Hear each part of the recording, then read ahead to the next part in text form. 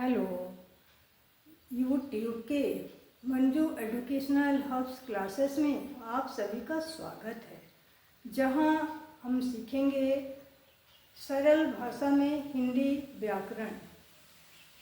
आज हम सीखेंगे संधि, जो प्रायः हर प्रतियोगी परीक्षा में इससे प्रश्न पूछे ही जाते हैं।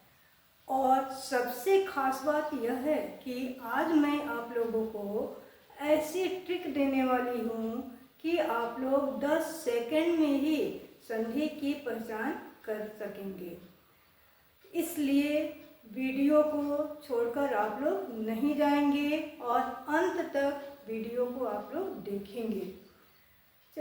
संधि संधि किसे कहते हैं, संधि क्या है?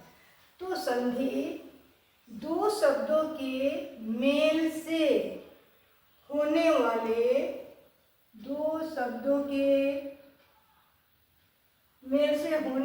विकार या परिवर्तन को संधि कहते हैं।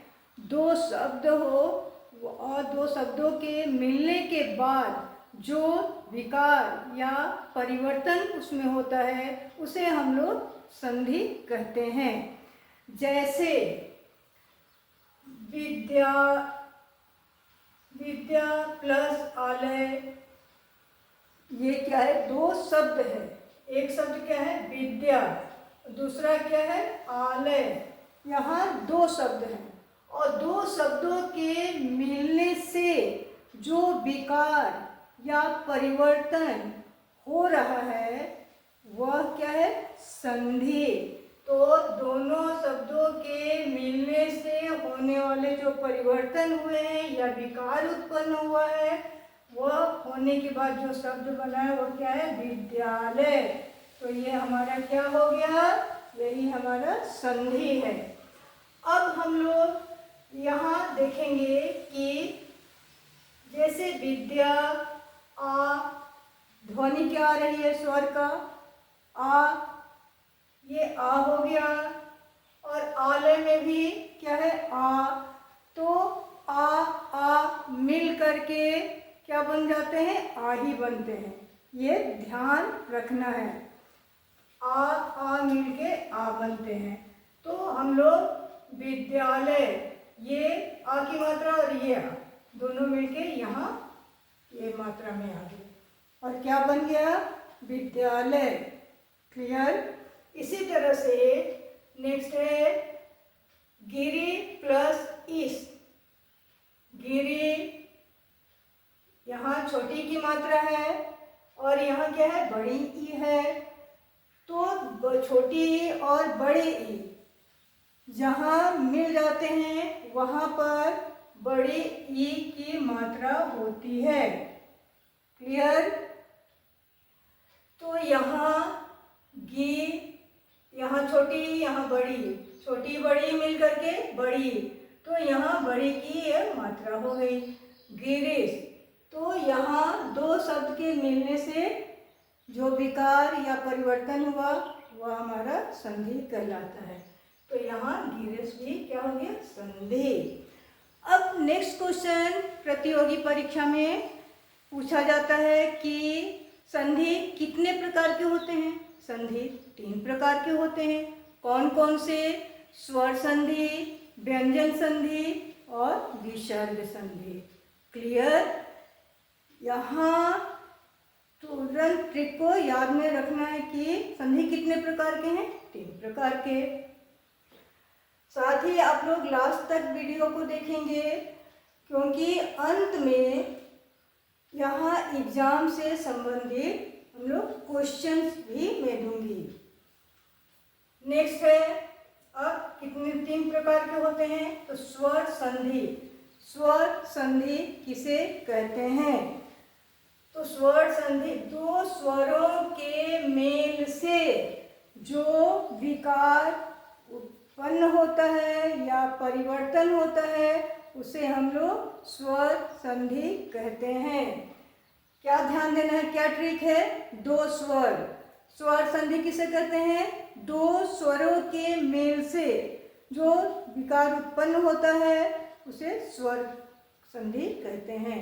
जहाँ दो स्वर मिले स्वर संधि है। ये क्या, ये ट्रिक है, इस ट्रिक को याद रखना है। जहाँ दो स्वर मिलते हैं स्वर संधि है। क्लियर, ये तो एकदम बिल्कुल सभी को याद रहेगा। अब कहते हैं जैसे शिव आलय, यहाँ क्या बन गया, शिवालय। तो यहाँ क्या है, दो स्वर और ये क्या है, हमारा स्वर है। तो यहाँ शिव स्वर ध्वनि आ रहा है, शिव। और फिर आलय, आ प्लस आ क्या होता है, आ। क्लियर, प्लस आ। तो शिवालय, शिवालय, यहाँ आ की मात्रा ये होगी और ये हो गया शिवालय। तो यहाँ क्या हो गया, दो स्वर मिल करके जो विकार उत्पन्न हुआ, दो स्वर मिले, यही हमारा स्वर संधि है। फिर नेक्स्ट है देव प्लस इंद्र, देवेंद्र। तो इंद्र और देवेंद्र ई, तो प्लस ई क्या हो जाता है, ए। और ए का ये क्या है, साइन है, मात्रा जिसको हम लोग कहते हैं। तो दोनों मिल करके, ये दोनों शब्द मिल करके क्या बन गए, देवेंद्र। प्लस ई ए, और ये हमारा हो गया ए की मात्रा। नंबर 2 है स्वर संधि। हम लोग पहले क्या देखे, स्वर संधि 3 प्रकार के होते हैं। अब स्वर संधि जो है वो 5 प्रकार के होते हैं, उसके 5 भेद हैं। स्वर संधि 5 भेद के हैं। कौन कौन से, पहला दीर्घ संधि है। दीर्घ संधि में विद्या, अर्थी, विद्यार्थी, आ हो गया। तो जहाँ पर दीर्घ संधि के लिए क्या, कौन सा ट्रिक है, जहाँ पर हमारा आ जाए वहाँ पर क्या होता है, बड़ा ई। दीर्घ यानी बड़ा। तो विद्या अर्थी, यहाँ क्या हो गया, अर्थी विद्यार्थी। नंबर 2 है गिरीन्द्र, इंद्र, गिरी प्लस इंद्र, गिरीन्द्र। अब यहाँ क्या है कि ई प्लस ई बड़ी हो जाता है। यहाँ छोटी की मात्रा है और यहाँ भी छोटी की मात्रा है। तो छोटी छोटी मिलकर के क्या बन जाता है, बड़ी की मात्रा। छोटी की मात्रा ये होता है और ये हो गया बड़ी की मात्रा। तो यहाँ गिरेंद्रिय क्यों, क्योंकि छोटी और छोटी दोनों मिल करके बड़ी की मात्रा हो जाती है, तो गिरेंद्र। तो जहाँ पर छोटी की जगह पे बड़ी ई बदल जाए वहाँ दीर्घ स्वर संधि होता है। नेक्स्ट नंबर है गुण संधि। तो गुण संधि में आ के बाद या ई बड़ी ई आता है, तो इनके स्थान पर वह क्या होते हैं, स्वर परिवर्तित हो जाते हैं। कौन सा उनके स्थान पर क्या आ जाता है, ए आ जाता है। आ के जगह पर ए आ जाता है और छोटा ओ बड़ा ओ के स्थान पर ओ हो जाता है।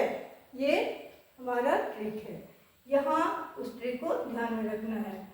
दीर्घ संधि में छोटी और छोटी छोटी प्लस बड़ी, अ प्लस आ प्लस आ होता है।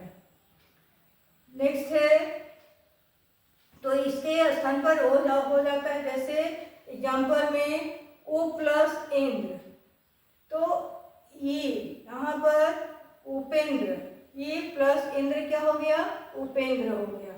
तो उप साउंड क्या आ रहा है, उप अ, ये अ हो गया, और इंद्र ये हो गया इंद्र। तो ये दोनों मिलकर के क्या बन गए, ए। लेकिन यहाँ साइन लगाना है, इसलिए उपेंद्र, यहाँ क्या हो गया, उपेंद्र, ए की मात्रा हो गई, क्योंकि अ और ई मिल गया यहाँ दो स्वर, और वहाँ मिलने के बाद क्या बनता है, परिवर्तित रूप ए, तो उपेंद्र। इसी तरह से गण प्लस इस क्या हो गया, यहाँ गण अ ध्वनि आ रहा है, अ प्लस इस बड़ी, तो अ प्लस बड़ी भी ए ही बनता है। तो यहाँ क्या हो गया, गणेश। क्लियर। नंबर 3 है वृद्धि संधि। वृद्धि संधि के अंतर्गत क्या होता है, अ या आ के स्थान पर ए या ए आता है। यदि अ है, आ है, तो उसके स्थान पर क्या होता है, परिवर्तन होता है, और वहाँ पर क्या हो जाता है, ए और अहे हो जाता है। अहे तो ओ या औ, यहाँ पर अ की जगह में क्या आएगा, ए आता है, आ की जगह में ऐ आता है, ऐ ओ की जगह में ओ और औ की जगह में औ आ जाता है। जैसे सदा, सदैव, तो इसका हम लोग संधि विच्छेद जब करेंगे तो कैसे करेंगे, सदा प्लस एव, तो यहाँ सदा आ ध्वनि आया और एव ए, तो सदैव हो गया,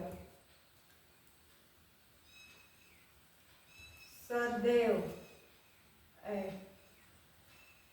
फिर नेक्स्ट है यण संधि। यण संधि में छोटी बड़ी मिलकर के क्या आता है, य बन जाता है, और छोटा ऊ बड़ा ऊ